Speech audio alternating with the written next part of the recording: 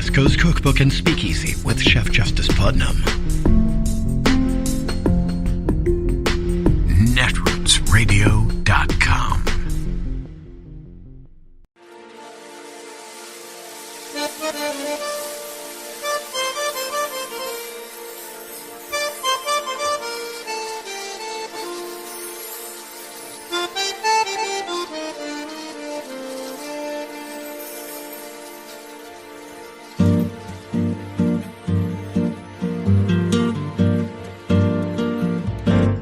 Je voudrais du soleil vert, des dentelles et des théières, des photos de bord de mer, dans mon jardin d'hiver.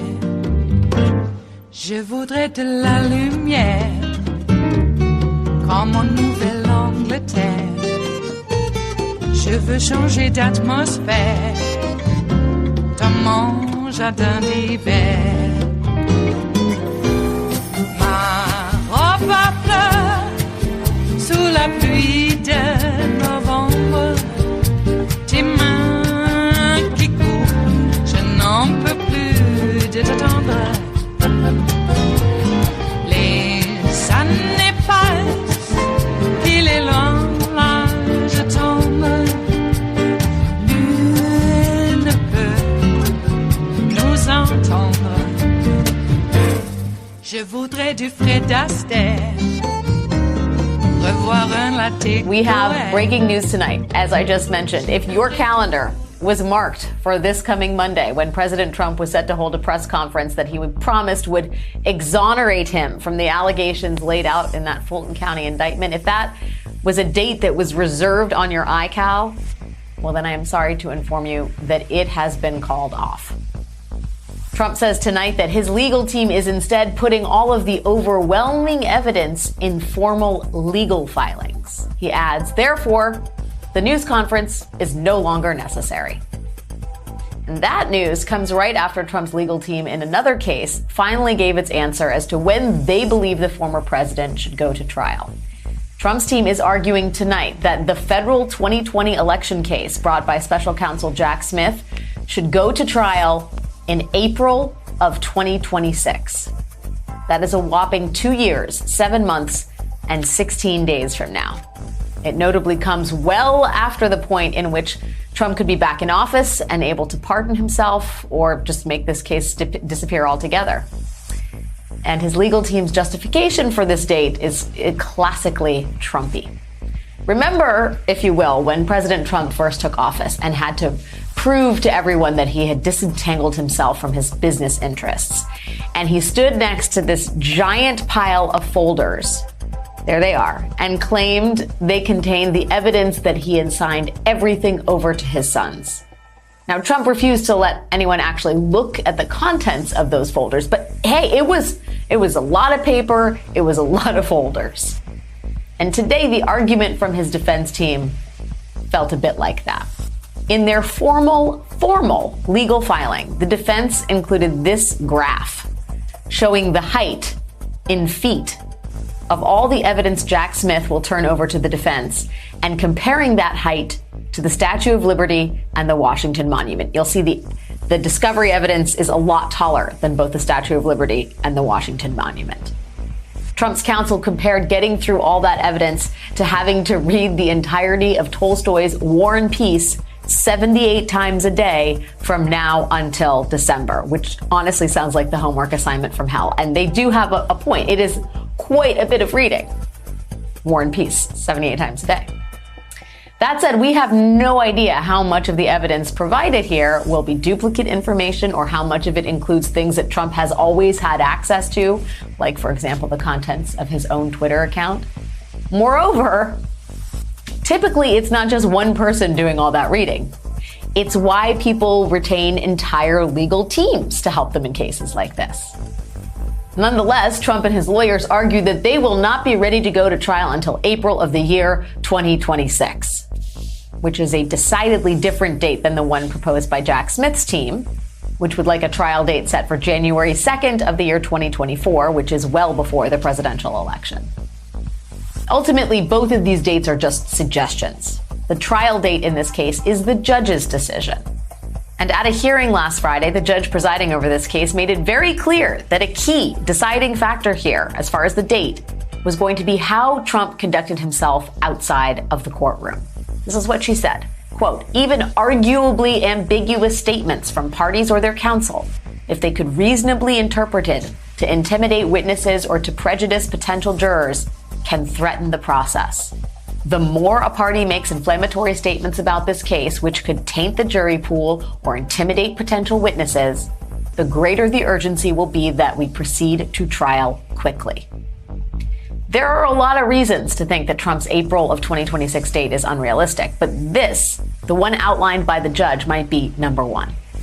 And look at what happened today, for example. Today, Trump and his former Attorney General Bill Barr had dueling interviews. Trump was on Fox Business, Barr was on Fox News, and both of them were happening at 4 p.m. Remember that Bill Barr announced his resignation as Attorney General on the day that the Trump fake electors met all over the country, December 14th, 2020. Trump had asked Barr to use the Department of Justice to do things like name a special counsel to investigate voter fraud and to use the Department of Justice to seize voting machines. So Barr is a potentially key witness here. And Barr has said, as recently as this month, that he will appear as a witness if called to do so. And so, in the hours before Trump's and Barr's dueling interviews, Trump posted this online. Why does Fox News constantly put on slow-thinking and lethargic Bill Barr, who didn't have the courage to fight election fraud? Then, after the interview, Trump reposted Congresswoman Marjorie Taylor Greene's claims that Bill Barr is a traitor. Also today, Trump has reposted or posted similar arguably ambiguous threatening things about potential key witnesses, including his former vice president, Mike Pence, as well as Georgia's governor, its former lieutenant governor, and its secretary of state. And also today, again, he posted a bunch of videos like this. How dare low-life prosecutor, deranged Jack Smith, that's right, he's deranged. Deranged Jack Smith and the DOJ, the fake political indictment against me must be immediately withdrawn. The system is rigged and corrupt, very much like the presidential election of 2020, and we have plenty of proof on that. Does that kind of stuff count as the type of arguably ambiguous statements that might be perceived as threats? Barb, let me first start with you and the old, but the documents are taller than the Washington Monument defense. Honestly, have you ever seen an argument similar to this one, complete with a graphic showing how the discovery evidence would measure up to the Statue of Liberty? No, and I have not seen a defendant so desperate to delay the trial that they're asking for a date more than 2 years down the road. It's a really audacious request. It's not only the defendant that has a right to a speedy trial, it is also the public that has a right to a speedy trial. The public has an interest in a reasonably prompt disposition so that a person can either be held accountable or exonerated. And there's also an interest in making sure that witness memories don't fade and that the evidence is still available when the case goes to trial. This argument about there are terabytes of documents here is true in not only this case, but in other cases as well. No doubt it will take some time to work through all of this. But no longer is it the world where you sit down with each page and page through it. The way discovery is reviewed today is it is sorted, it is searchable, the way you would go about a modern computer search and not the way you would read War and Peace at the time it was written. To your point, this evidence will be sort of digested in a way that is not like reading War and Peace. There's also the manpower concern, right? It's not just one lawyer that's going to be tasked with doing that, presumably. But we talked about this last night. Trump does have a weirdly skeletal legal crew assisting him in all of this. I think Todd Blanche, who's representing Trump in 3 cases, is part of a law firm that has 2 lawyers. And the question, I think, at some point needs to be posed, when will Trump actually spend the money to hire more lawyers to deal with all this? I mean, that seems like a necessity at this point, does it not? Yeah, I mean, most of the time in a big white-collar case like this, you'll retain a firm that has sufficient resources where they can call upon a number of associates or even temporary associates that come on board to do discovery review. And, there'll be a lawyer overseeing all of it, telling them what it is they're looking for, and then the lawyers review that for the kinds of things that they need. So certainly more resources can come to bear than just one lawyer reading each page of the document. And I think what's going to happen is first a trial date will get set, and then he will retain the lawyers he needs to meet that deadline. When we talk about the trial, whenever it's scheduled, Mark, the reality is that journalists, Americans, other candidates are going to be witnessing the strangest split screen probably in American political history, which is, do we have the calendar? You have the Iowa caucuses on the 15th of January. You have Trump's civil defamation case the same day, Trump's civil fraud case 2 weeks later. The month of March is peppered with caucuses and trials. I mean, this is what election season 2024 is going to be, and it truly is like unlike anything we have ever seen in this country. The fact that the presumed frontrunner is going to be bouncing back, ping-ponging between, pressing the flesh in Iowa and New Hampshire and Nevada and South Carolina and going on trial. This seems like the reality that we're barreling towards. Yeah, no, it does make your head explode in some ways. What I actually am curious about is whether Donald Trump actually welcomes this. Obviously no one wants to be indicted 4 times and on however many counts. This is not an enviable position to be in.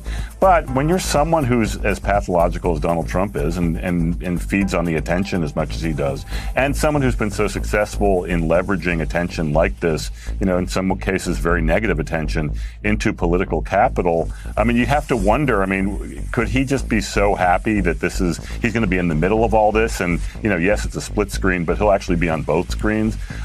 It's a weird thing, and but it's true. It's what we're looking at, and it feels kind of hellish. Certainly it's fascinating, but it's also, you're right, it's unprecedented. So I don't know that I would even use the modifier kinda. Maybe just kinda. Hellish.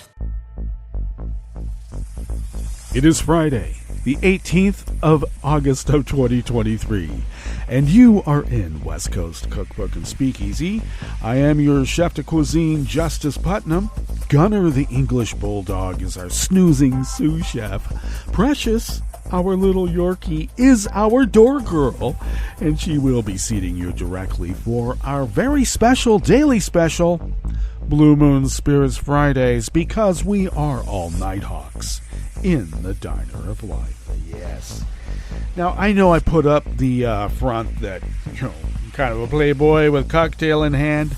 Mostly my alcohol, spirits go into the food these days. Maybe back in the day.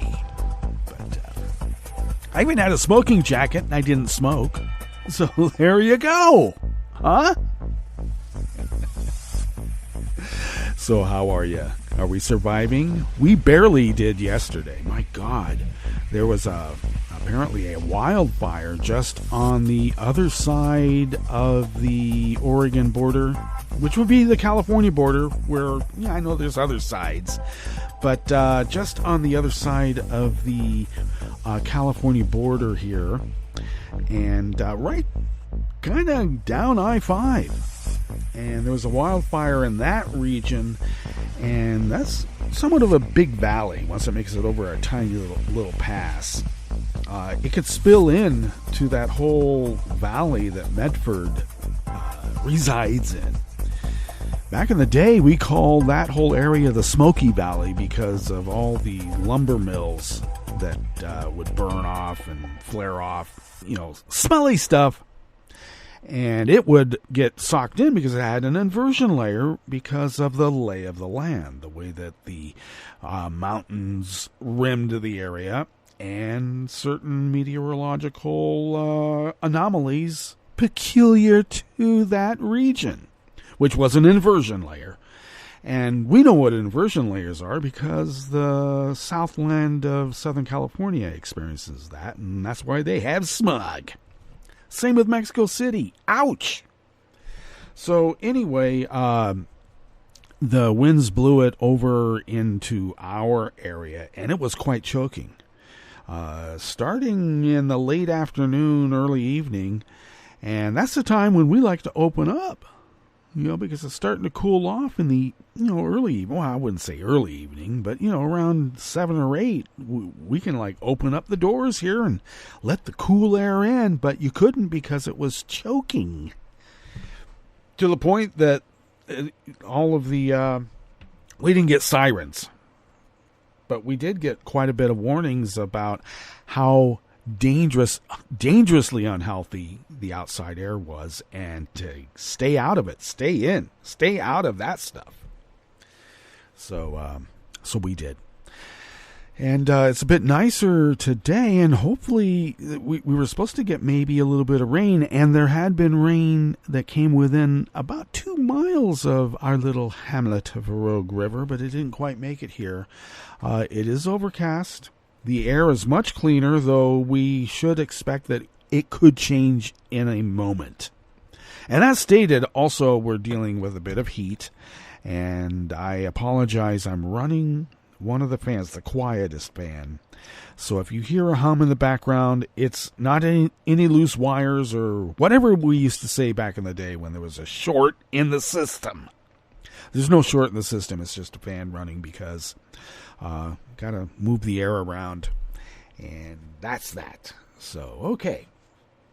Well, we do have quite a show in store for you, but there's a few things that kind of irk me about one Donald J. Trump. Doesn't it irk you too? Yeah, it does. I'm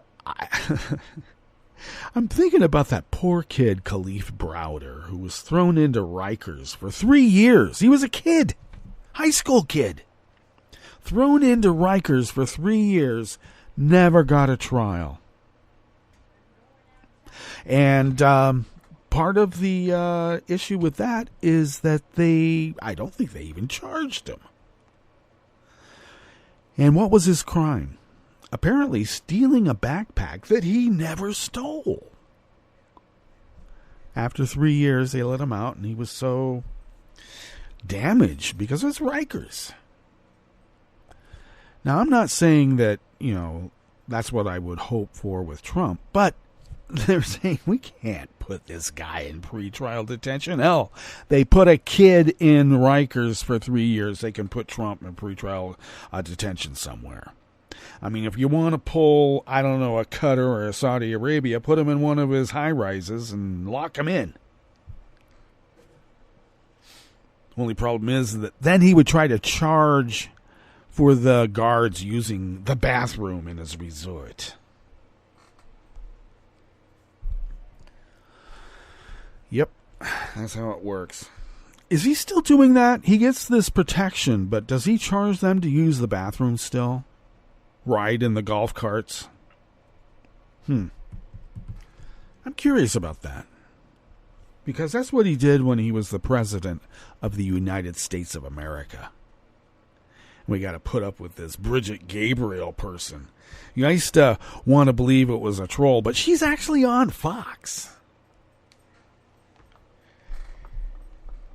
Or right-wing media. She's on right-wing media. Because it could be just like Newsmax or OAN. But I've seen, anyway, you got to put up with that. Psychophancy, too. Is that a word? I'm making it up if it's not. Psychophancy. To Trump. I wouldn't call it necessarily cultic, but very slavish. Jeez. Enough to make one cringe. And it does. I cringe. So, I guess they want a mobster. They want a gangster. It's some sort of American romantic ideal. Look at Jesse James. He was a slaver.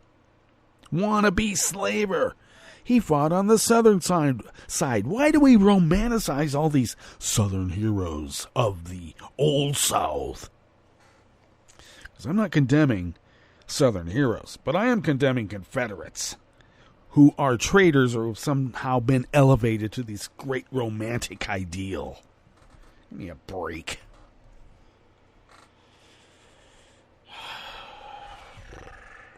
If only we had an American literature that propounded the goodness of the people that went out and, I don't know, sort of like undermined those slavers and made them heroes. Things might be different. Maybe. I think the dime store novel, or dime store, is that what it was called? The dime novel, I'm sorry. The dime novel was a bit after that period that I'm referring to. So, who knows? So, yeah, they could have used the dime novel and started early. Though we did have the Washington chop down the cherry tree myth.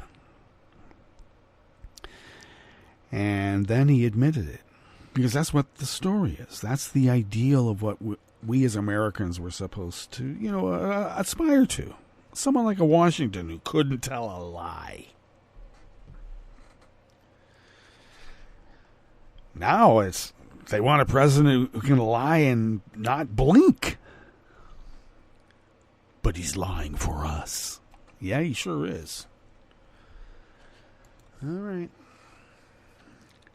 I think our rational law enforcement has their work cut out for them, because there's a lot of accomplices to that crime, and that's the whole of the GOP, even right down to the county and city level. That's how bad it is. All right, well, they ought to get to work. This idea that old Trump needs till 2026 to be able to mount some sort of credible defense against these charges against him. They're so terrible. I don't know. Every lawyer movie I've ever seen, even when it was like the talkies, or not the talkies, the silent era. Every single one, when you see a little cry on. When the judge said, you have until whenever to show up here in court. And I know they didn't have discovery like that back during the silent era, but just bear with me. Don't correct me, I'm making a point. Anyway, every single time the judge said, this is the date, I want you here. And you never see, like, the lawyer who has this discovery dumped on them saying, oh no, we need 3 years to go through this. If we stack this up, this would be 5 times the Empire State Building. Oh my God. The Washington Monument, look how much bigger all these documents are than the Washington Monument. Give me a break. I actually saw that equation. I'm like, I don't think those documents would actually be that high that they're saying. 200 pages stacked on top of each other, and then do that in multiples with what they got. And that's supposed to be, I don't know. Give me a break. Anyway, the point I'm trying to make is that every single movie, when the lawyer gets all this discovery dumped on them, they don't whine and ask for a 2.5, 2 3/4 year delay. No, they get their staff and even more staff to get in there and get to work. Says that it's going to cause them to read the novel War and Peace 78 times during the day. Well, you better get to work. Every minute wasted is a minute delayed, and I know that's exactly what they want, because that's what Trump learned from Roy Cohn. That party and the people who vote them in want their Roy Cohn. I mean, even Jesus. Get this Jesus. Jesus is too woke for them now. Turn the other cheek. He's a commie. Damn right he was. He was a fisher, too. Fisher of men. Okay. It's Friday, and we ought to give you a rundown of what we have in store for you here in the Bistro Cafe, part of this fabulous salon. It is called West Coast Cookbook and Speakeasy. Okay, well, we've already gone through Trump and his need to delay till 2026. After he thinks he's president, and then he'll just say, poof, and now I'm going to put everybody in jail that went after me. You go after me, I go after you. Okay. They want a gangster. We don't. On the rest of the menu, Prosecutors asked a federal judge to sentence former Proud Boys chairman Enrique Tarrio and leader Joey Biggs to 33 years in prison. Good. And I would say that they can't get parole or ask for a parole until 30 years. Okay? Then we can go through a yearly process to see if they really can get let out. 9 current or former Northern California police officers were charged in a federal corruption investigation that found violently racist and anti-gay behavior. And they were trying to make money off of it. That's actually what got them in trouble, was making the money off of it.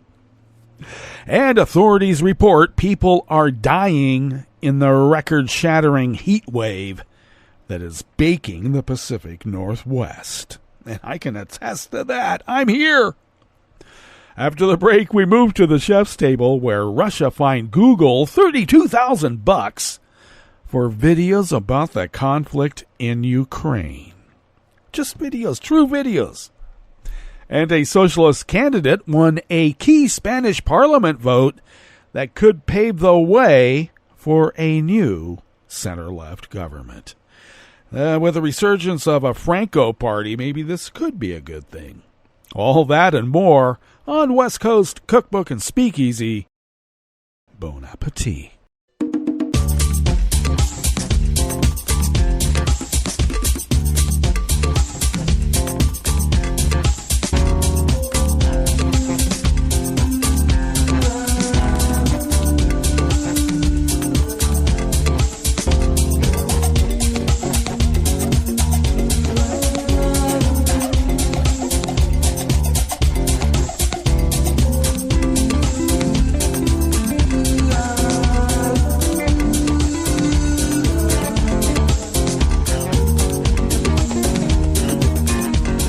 Near the bottom of our homepage at netrootsradio.com and off to the right there, you'll notice the chat room link just above the social media scroll. I wonder how that's going now. Anyway, the chat room is there for you to chat, and it is monitored by Kelly Lincoln, so check in, okay? If you would now take a gander across the page to the left and look down just a skosh, you'll notice the link to our Patreon page. And if you could become a recurring Patreon of Netroots Radio, it really does help. So, it doesn't take much if you could afford to send us what you might spend on an espresso-type coffee drink. I don't know if that's much anymore. It's a lot. But anyway, if you could afford to send something like that to us once a month, we're able to pool it with funds sent from like-minded folk, and then we put a big dent in the bills. And they keep coming in, and they never decrease. Darn them. Anyway, we thank you for your generosity in helping us keep this powerhouse of resistance resisting all these many years as the founders intended originally. So many, many years ago. Okay. I can mangle it and still pull it back in, so there. If you would like to follow Netroots Radio on Twitter, because we're still kind of there, but we're going to bug out. And also on Mastodon and Spoutable, you can do so at Netroots Radio. And Tom takes care of those. Thank you, Tom. Follow me on Twitter, Mastodon, Spoutable, Blue Sky, wherever at Justice Putnam. You can find me mostly everywhere in social media and the world as Justice Putnam, because that's me. That's who I am. And I post the show notes and links diary, incidentally, on Daily Kos. And that's where you can find the actual articles in which we are deriving such great inspiration to, perform. Are we performers? Yeah, I guess so. But anyway, we do what we do, and we do it from the material out there in the world, and that's called the news. Okay? That's what we do. If you would like to follow the show on Twitter, and it's just a placement, I apologize, you can do so at Cookbook West. And pick up podcasts. Most importantly, please do pick up podcasts by way of Spreaker, TuneIn, iHeart, YouTube, iTunes, etc., etc., etc. Just not Stitcher. Okay, I'm not giving that up. Okay, you're gonna have to hear me rant and whine about Stitcher disappearing because of Sirius XM. Okay, damn them. Alrighty, this first offering here in the Bistro Cafe of West Coast Cookbook and Speakeasy's Blue Moon Spirits Fridays is out of the Washington Post by Spencer S. Hugh. U.S. prosecutors asked a federal judge yesterday, Thursday, to sentence former Proud Boys chairman Henry Enrique Tarrio and leader Joey Biggs, though they call him Joe here, but it's Joey Biggs, to 33 years in prison, and other top members of the far-right extremist group to 2 to 3 decades behind bars after 4 of them were convicted of seditious conspiracy in the January 6, 2021 attack on the U.S. Capitol. Now, this is another campaign point, if I might make one. Trump becomes president, guys like these get pardons. What do these guys do when they get pardons? They will go out and be his on-the-ground shock troops like they were before, only this time, you go after me, I go after you. The scope of the defendants' conspiracy is vast. The defendants organized and directed a force of nearly 200 to attack the heart of our democracy, a crime unparalleled in American history. Assistant U.S. Attorneys Jason McCullough and Connor Mulrow wrote. They said the Proud Boys leaders intentionally positioned themselves at the vanguard of political violence in this country. The prosecutors urged U.S. District Judge Timothy J. Kelly to hand down stiff sentences to deter others who would mobilize such violence in the future. The request was the longest punishment sought by the government in the Capitol siege so far, factoring in an enhanced terrorism penalty and violence attributed to Tarrio's followers who led the assault on police lines. The Proud Boys leaders later this month will be the first instigators of the riot to be sentenced since Trump was federally indicted on connection with the attack. Their punishment could be a harbinger of possible future consequences for the former president and what special counsel Jack Smith called an unprecedented assault on the seat of American democracy that was fueled by lies by Trump.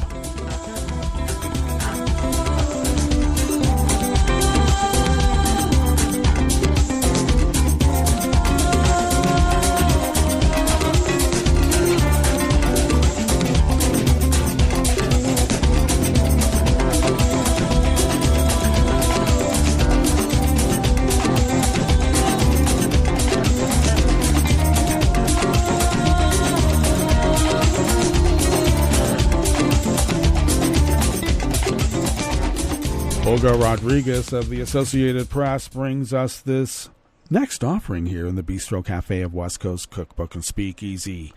9 current or former Northern California police officers were charged yesterday in a federal corruption investigation that found evidence they committed civil rights violations and fraud in an effort to get a pay raise and lied on reports to cover up the use of excessive force, U.S. authorities said. Ismail J. Ramsey, U.S. Attorney for the Northern District of California, filed 4 indictments that outline charges including wire fraud, deprivation of rights under color of law, conspiracy against rights, and conspiracy to distribute anabolic steroids. I have been pushing for cops to pee in a jar for decades. Finally, someone listened. 9 police officers and 1 community service officer are named in the charges, though only 2 are charged in multiple indictments. The investigation centered on the departments of Antioch and Pittsburgh, 2 cities in the San Francisco Bay Area, the East Bay, and just a tad inland, well, up the bay towards Vallejo. Let's put it that way if you know where I'm talking about. Only 3 of the officers remain employed by the departments and were not on active duty, officials said. Arrest warrants were served yesterday in California, Texas, and Hawaii, said Robert Tripp, special agent in charge of FBI's San Francisco field office. One has not yet been arrested. Moteza Amiri, Eric Allen Rombaugh, Patrick Burns, Samantha Peterson, Brawley Rodriguez, Jalapo and Ernesto Juan Maya Orozco pleaded not guilty to various charges, and most were released on condition that they posted property bonds. The defendants could face decades in federal prison if convicted of the charges. Tripp said the arrests were the result of a 2-year investigation. Any breach of the public's trust is absolutely unacceptable. Tripp said while discussing charges against Antioch officers that included using their official positions as officers to deprive people of their rights.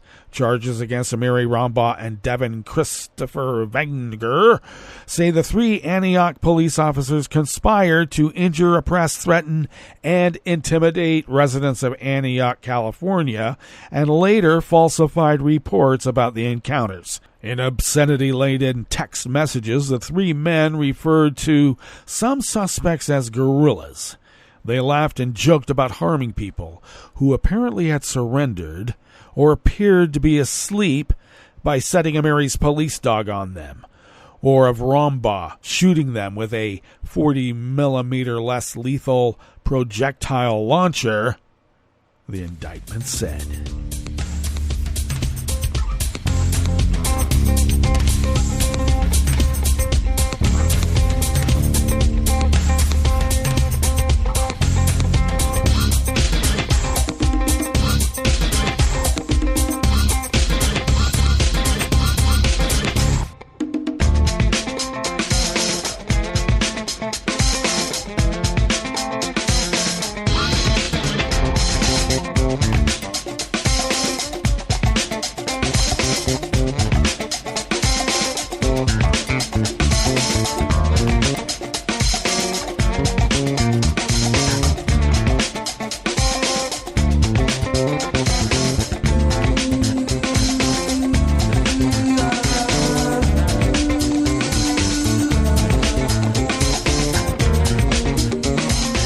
Associated Press staff bring us this final offering here in the Bistro Cafe of West Coast Cookbook and Speakeasy.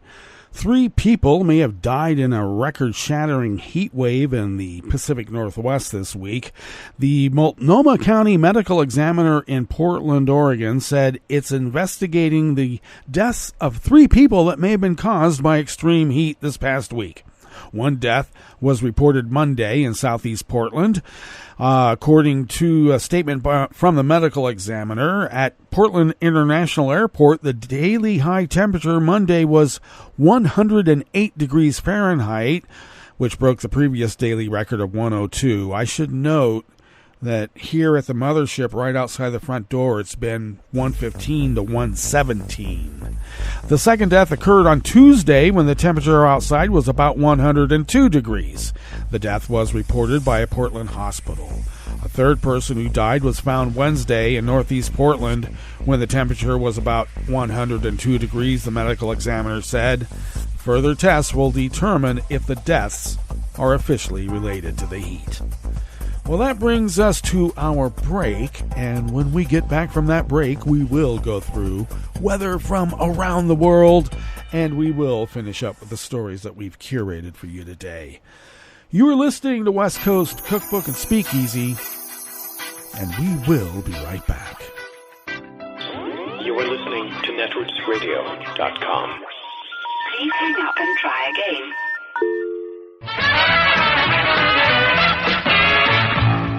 From a point at sea to the circles of your mind, a new force is at work for planetary transformation. New radio for a new Earth.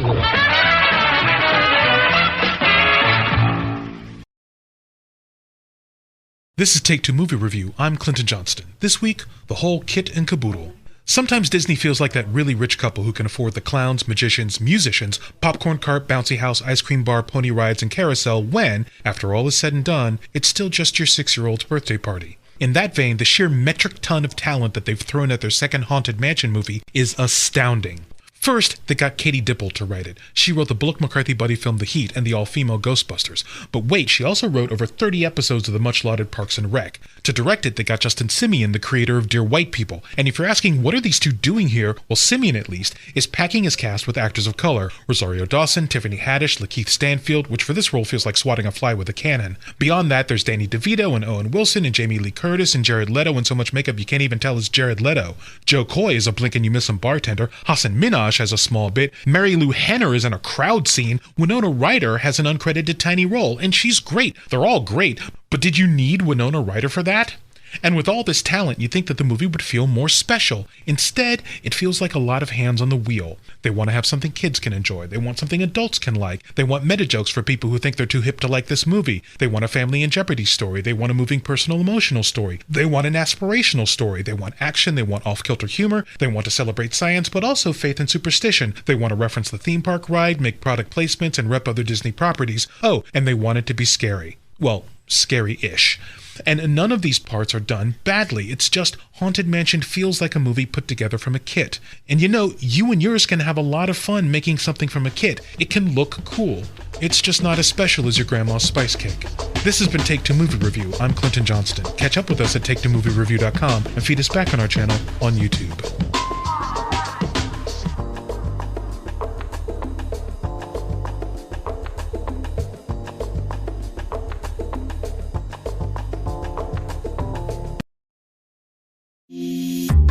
This program is presented by the Centers for Disease Control and Prevention. Hey kids and parents, it's back to school time. As you shop for school supplies and get ready for class, make sure you have emergency plans in place. Did you know that emergency preparedness plays a major role in school life? Throughout the year, schools actively prepare for natural disasters, outbreaks, and other emergency situations. Students and parents need to be aware and learn what to do during an emergency. Every family should build an emergency kit, make a family disaster plan, and be informed about events that could affect their community. Parents, take a few extra steps to help children be prepared. Make sure they know the full name, address, and phone numbers of parents or guardians. In our high-tech world of cell phones, memorizing emergency phone numbers is very important. Include a copy of this information in their backpack. Other items to keep in their backpack include water and non-perishable snacks, a pocket-sized first aid kit, a whistle to alert others for help, and a list of allergies, medical conditions, and medications. Make sure their school and teacher have a copy, too. Be familiar with different routes and ways to travel home, like walking, taking the bus, or riding home with another student who lives nearby. Establish a secret code word with your child and whoever takes them home from school to protect against an unauthorized person picking them up. This list is a great starting point to prepare your student for the upcoming school year. Customize these steps to fit your child's capabilities and needs. Ask school administrators and teachers about emergency preparedness plans so you know what steps they are taking to keep your child safe. Many schools have guidelines on how to shelter in place during natural disasters, how to secure classrooms during an emergency lockdown, and how to teach preparedness curriculum to students. Remember, emergency preparedness is important for everyone. Children who are prepared are more confident during stressful emergency situations. By following preparedness guidelines, parents, children, and school staff can improve their safety and peace of mind. For more information on school emergency preparedness, visit cdc.gov/children/schools. To learn more about disasters and emergency preparedness, follow @CDC Emergency on Twitter or visit emergency.cdc.gov. So, let's get prepared. Have a great school year. For the most accurate health information, visit www.cdc.gov or call 1-800-CDC-INFO. I was in the middle of the Atlantic Ocean when it happened. There was a sudden jolt and our submarine crashed on the seafloor. We were in total darkness. That's Dr. Dejana Figueroa, a marine biologist and STEM teacher, talking about a deep sea dive she'll never forget. It's funny, when I was a kid, I was afraid of the ocean, and there I was, 2 miles below the surface. But as a scientist, you prepare for that. Using our training and a little creativity, we fixed the sub and finished our experiments. The dive was just too important. Every dive gives us glimpses at things few people ever get to see. Glowing creatures, fiery undersea volcanoes. When we got back to the surface, I kissed the ground and called my mom, of course. But you know what? I wouldn't trade that dive for anything. Dr. Figueroa uses her passion for STEM to discover new things and make the world a better place. She can STEM, so can you. Check out She Can STEM for more stories and inspiration. A message from the Ad Council. This is the story of a very special woman. In a matter of seconds, she turned herself into a great mathematician or an entrepreneur. Her knowledge was limitless and still is. She could also make monsters disappear, especially those that lurked in the shadows under the bed. Once, this woman put back together a teenage girl's broken heart, which had been shattered in 1,000 pieces, just by giving her a bear hug. She masqueraded as a regular person at work, but as a superhero at home. Everyone knows her as Gabriella. I still call her Mom. Your hero needs you now, and AARP is here to help. Find the care guides you need to help, complete with tips and resources at aarp.org/caregiving. A public service announcement brought to you by AARP and the Ad Council. I'm probably okay to have one more drink before I drive home. I'm probably okay. I open the window to stay alert. Probably okay. I just popped some gum in my mouth. Step out of the car, please. I probably made a mistake. Probably okay isn't okay when it comes to drinking and driving. If you see a warning sign, stop and call a cab, a car, or a friend. Buzzed driving is drunk driving. A message brought to you by NHTSA and the Ad Council. Hi, I'm Tom Hartman, and since you're listening to netrootsradio.com, show your progressive side and go to the donate button on the bottom of the homepage. It's progressives like you who power Netroots Radio and keep the progressive message beaming everywhere 24 hours a day. Just go to our donate button at the bottom of netrootsradio.com. Thank you for keeping progressive radio at full power.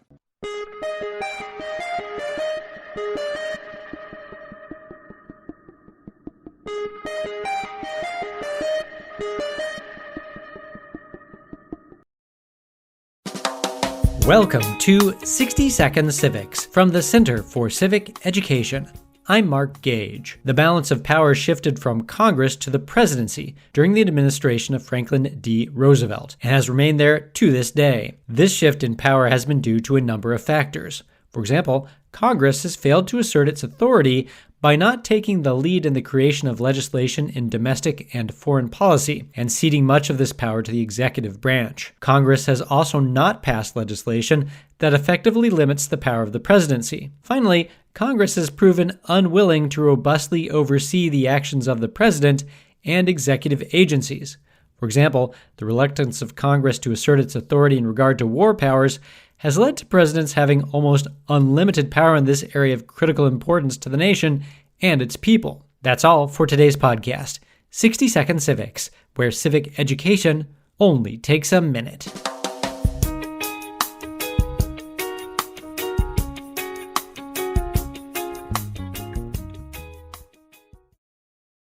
I'm Rick Smith, and this is Labor History in 2. On this day in labor history, the year was 1949. That was the day that is remembered as Kemi Bloody Thursday in Finland. 2 strikers were killed. Kemi is a lumber town in northern Finland. The lumber workers in the area went out on strike when the government proposed slashing their wages by more than 30%. The strike was soon joined by sawmill and dock workers. The walkout caused a massive logjam on the Kemijoki River. On the fateful day, 3,000 strikers engaged in a peaceful march. They encountered armed police and a confrontation ensued. Police had guns on their side. The workers only had sticks and stones. One striker was shot and killed. Another was hit by a truck. Finnish army troops were called into Kemi. 32 strike leaders were arrested. In response to the violence, sympathy strikes were called by other unions, including the Seamen's Union. These strikes were seen by many as a fight between the Finnish elected government and communists in the nation's trade unions. Officials in the United States worried the strikes were an attempt by the communists to open the door to intervention in Finland by the Soviet Union. After World War II, Cold War politics shaped responses to labor struggles in many nations. A song, Fly Black-Winged Bird, remembers the fallen workers. The lyrics, translated into English, began, Fly, black-winged bird, with blood on your feathers across the lands. From village to village, carry your message. Open up autumn sky for the sad news to spread. Shame on a country where an unarmed man gets shot. Shame on the one who calls the shots. Labor History in 2 brought to you by the Illinois Labor History Society and The Rick Smith Show. For more information, go to laborhistoryin2.com.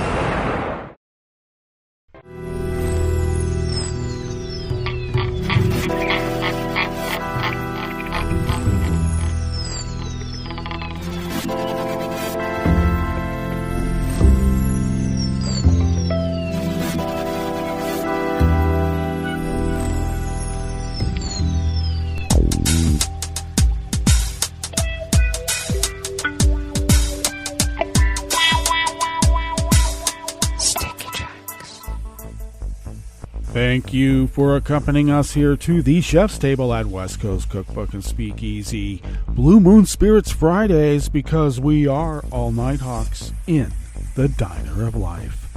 We always begin weather from around the world along the banks of the Rogue River, in the Rogue River Valley of Southern Oregon on the west coast of the continental United States of America, where it is currently 72 degrees Fahrenheit, partly cloudy.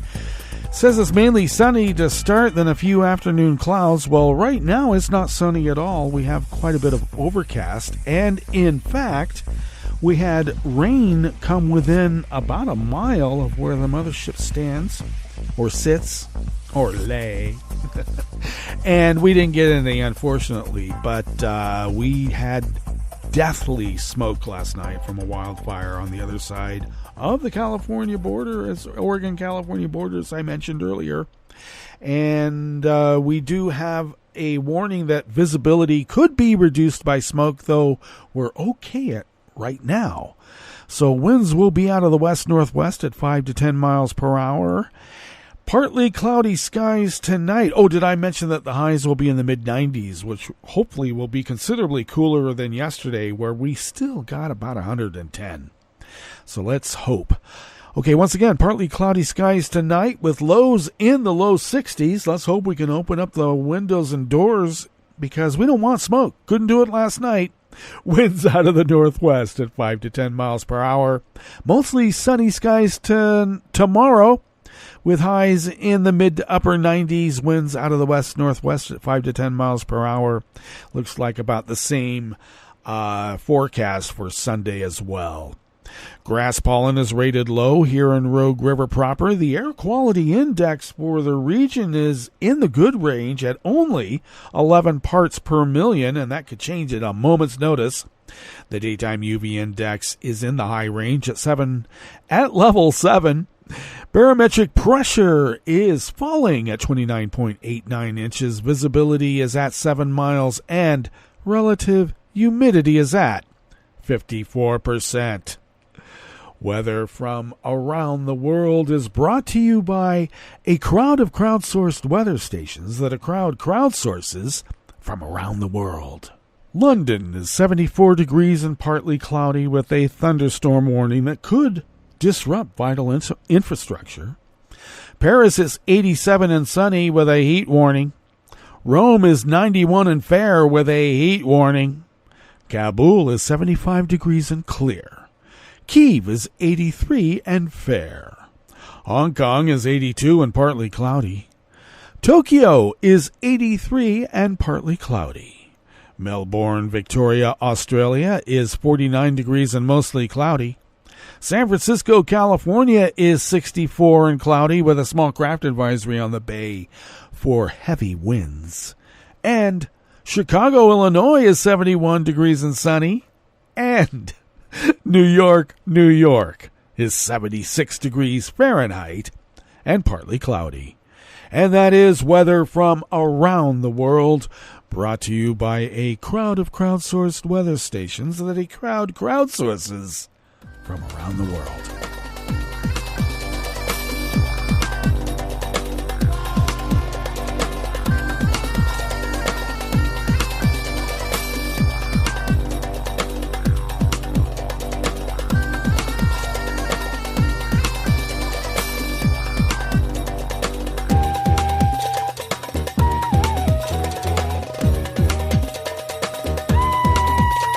Staff at the Associated Press brings us this first amuse-bouche here at the chef's table at West Coast Cookbook and Speakeasy, Blue Moon Spirits Fridays. A Russian court yesterday imposed a $32,000 fine on Google, that would be 3 million rubles, for failing to delete alleged false information about the conflict in Ukraine. The move by a magistrate's court follows similar actions in early August against Apple and the Wikimedia Foundation that hosts Wikipedia. According to news reports in Russia, the court found that the YouTube video service, which is owned by Google, was guilty of not deleting videos with incorrect information about the conflict, which Russia characterizes as a special military operation. You know, like a police action. Google was also found guilty of not removing videos that suggested ways of gaining entry to facilities which are not open to minors. News agency said without specifying what kind of facilities were involved. Libraries, maybe? In Russia, a magistrate's court typically handles administrative violations and low-level criminal cases. Google declined to comment, however. There's little that Moscow can do to collect the fine. The U.S. tech giant's Russia business was effectively shut down last year after the conflict began. The company has said that it filed for bankruptcy in Russia after its bank account was seized by authorities, leaving it unable to pay its staff and suppliers.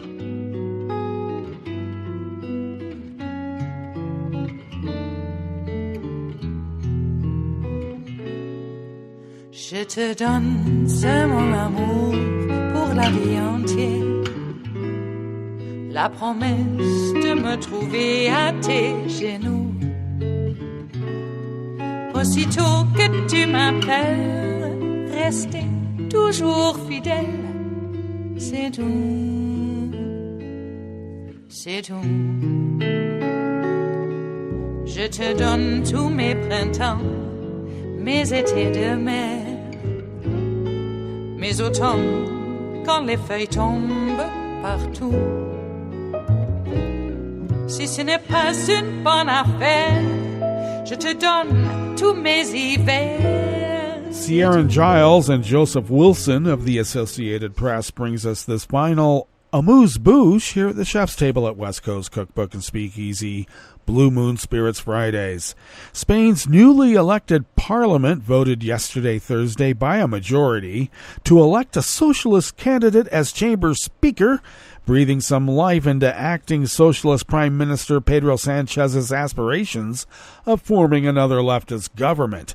The crucial vote was won by Francina Armengol with 178 votes in the 350 lower house of Parliament against 139 for the main Conservative Popular Party's candidate. The Conservative is a nice way of saying they're just about the Franco Party, if you know what I mean. It was the first parliamentary vote since inconclusive national elections on July 23rd left no group with an easy path to form a government. Parties on the left and right have almost an equal number of seats. It remains to be seen if Sanchez can round up the same support should he be called on by the king to form a new government. If not, a new election could be around the corner. Armengol won with the support of 14 votes from two separatist parties in the eastern region of Catalonia, including 7 from the Junts Together party, a radical Catalan separatist party led by fugitive politician Carles Puigdemont, who resides in Brussels after fleeing Spain following his unsuccessful 2017 secession bid. Junts were quick to point out that the vote was solely for the speaker position and did not indicate the party would back Sanchez. But analysts agreed a new Sanchez-led government was now a real possibility. Well, that brings us to the end of our broadcast period for the day and the week. But you do know Netroots Radio broadcasts on, and we will meet up here on Monday for River City Ash Monday. So do stay tuned to Netroots Radio all day and all night and all weekend for all the breaking news as it breaks. And we will meet up here on Monday, right here in West Coast Cookbook and Speakeasy. Bon appetit.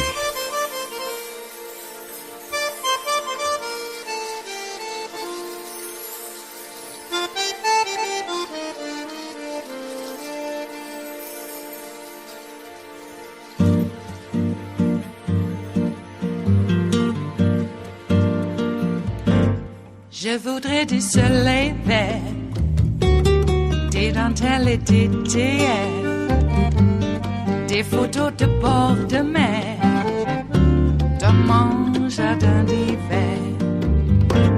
Je voudrais de la lumière, comme en Nouvelle-Angleterre. Je veux changer d'atmosphère, dans mon jardin d'hiver. Ma fleur sous la pluie de novembre, tes mains qui courent, je n'en peux plus de t'attendre. Les années passent, qu'il est loin, là je tombe. Nul ne peut nous entendre. Je voudrais du Fred Astaire, revoir un latte Goël. Je voudrais toujours te plaire dans mon jardin d'hiver. Je veux déjeuner par terre, comme au long de golfe clair, t'embrasser les yeux ouverts dans mon jardin d'hiver.